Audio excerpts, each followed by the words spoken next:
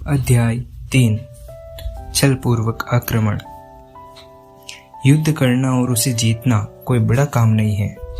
बड़ा काम है बिना लड़े शत्रु के सारे अवरोध समाप्त कर देना, दुश्मन का सारा इलाका बिना तोड़फोड़ सही सलामत अपने कब्जे में ले लेना व्यवहारिक युद्ध कला का सर्वोत्तम उदाहरण है। इसी क्रम में दुश्मन की पूरी सेना या कंपनी या बटालियन आदि को बर्बाद किए बिना पकड़ना उसे नष्ट करने से अधिक बेहतर है।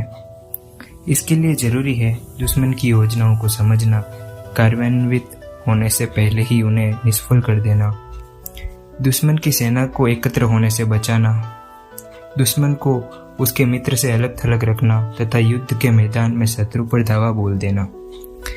किसी किले की घेराबंदी युद्ध में सबसे कठिन कार्य है, अतः जहां तक संभव हो किले को न घेरा जाए। इस काम के लिए कारतूसों से बचाने वाले चोगे, गतिमान शरणास्थल और हथियार आदि जुटाने में ही 3 महीने लग जाएंगे तथा किले के बाहर मिट्टी और पत्थर को जुटाकर टीले बनाने में ही 3 महीने और लग जाएंगे। इतनी लंबी अवधि के बाद युद्ध के लिए अधीर जनरल जब अपने सैनिकों को आक्रमण करने का आदेश देगा तो उसकी 1/3 सेना मारी जाएगी और किला फिर भी फतेह न होगा। किले की घेराबंदी के इतने अधिक विनाशकारी परिणाम होते हैं। एक बुद्धिमान सेनापति दुश्मन को बिना युद्ध किए ही पराजित करने में सक्षम होता है। वह उसके शहरों को बिना घेरे ही जीत लेता है। बिना लंबी लड़ाई के वह उन्हें धराशायी कर देता है। अपनी सेना को एकजुट रखते हुए बिना कोई नुकसान पहुंचाए वह दुश्मन के राज्यों पर विजय प्राप्त करता है। युद्ध का नियम। यदि हमारी सेना दुश्मन की सेना से 10 गुना बड़ी है तो उसे घेरना चाहिए। यदि 5 गुना बड़ी है तो हमला करना चाहिए।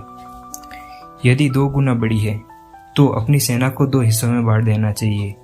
एक भाग दुश्मन पर सामने से तथा दूसरा पीछे से आक्रमण करेगा।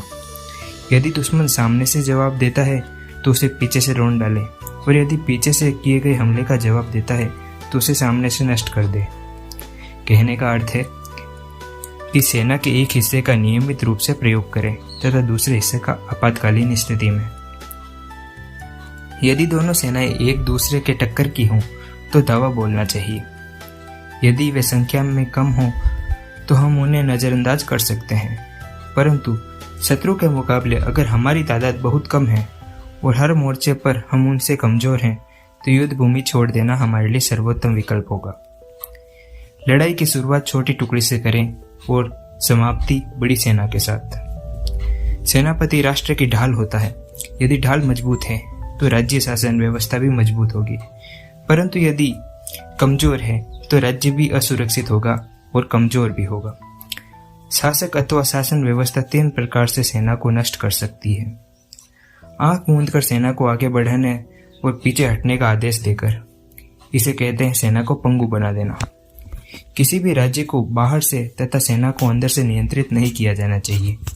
जब सेना दुश्मन के बहुत नजदीक हो तो सेनापति को सेना से थोड़ी दूर पर होना चाहिए ताकि वो स्थिति और परिस्थिति का मूल्यांकन सही प्रकार से कर सके। सेना को उचित निर्देश दिए जा सके। सेना को उसी तरह चलाना जिस तरह से प्रशासन को चलाया जाता है यह अनुचित है, क्योंकि प्रशासन एवं सेना दोनों के हालात एवं तौर तरीके अलग अलग होते हैं। इससे सेना में अशांति पैदा हो जाएगी। सैनिक कार्य क्षेत्र एवं प्रशासनिक कार्य क्षेत्र एक दूसरे से पूर्णतः भिन्न है। मानवता एवं न्याय में ये इत्यादि सिद्धांत राज्य प्रशासन चलाने में काम आते हैं, परंतु ये सिद्धांत सेना में काम नहीं आते। वहाँ मौका परिस्थिति तथा लचीलापन जरूरी होता है। शासक द्वारा अपनी सेना पर दुर्भाग्य थोपने का तीसरा तरीका है सेना में अधिकारियों की योग्यता को नजरअंदाज करके गलत स्थानों पर उनकी नियुक्ति करना। इसके चलते उनकी योग्यता का इस्तेमाल सही जगह नहीं हो पाता। ऐसा इसलिए होता है क्योंकि शासक सेना में परिस्थिति के अनुसार स्वयं को परिवर्तित कर लेने के सिद्धांत से परिचित नहीं होता। इससे जवानों का विश्वास तो टूटता ही है, साथ ही उनका हौसला भी कमजोर पड़ जाता है। जब सेना अशांत हो तथा उनमें विश्वास की कमी हो तो आसपास के राजाओं की तरफ से मुसीबत का आना निश्चित है। इससे सेना में अफरा तफरी मच सकती है तथा विजयश्री आपके हाथों से छूटकर दूर चली जाती है। अतः जीत के लिए निम्न 5 बातों का हमारे लिए होना अति आवश्यक है। पहला, वह जीतेगा जो जानता है कि कब युद्ध करना है और कब नहीं। यदि वह युद्ध करने में सक्षम है तो आगे बढ़कर वह आक्रमण करेगा, यदि नहीं तो प्रतिरक्षात्मक होकर पीछे हट जाएगा। जो यह जानता है वह अवश्य जीतेगा।